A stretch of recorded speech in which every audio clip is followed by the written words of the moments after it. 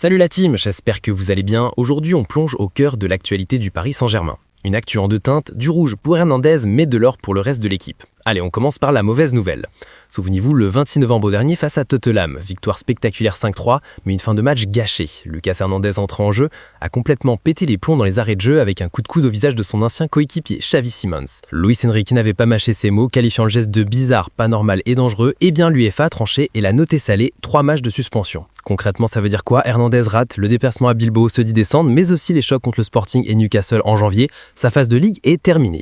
Petit espoir tout de même, le PSG pourrait faire appel. On se souvient que la sanction de Luis Diaz avait été réduite de 3 à 2 matchs. Affaire à suivre, mais pour l'instant, c'est un vrai coup dur pour la rotation défensive.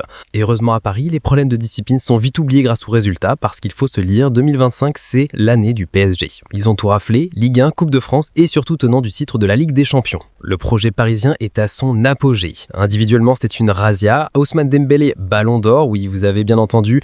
Donnarumma, Trophée Yachine. Achraf Hakimi, Ballon d'Or africain. Et même Luis Enrique élu meilleur coach. Le club marche sur l'eau. Mais il leur manque une chose pour que cette année soit parfaite. Il reste une date à cocher dans le calendrier, le 17 décembre. Direction Doha pour la finale de la Coupe intercontinentale.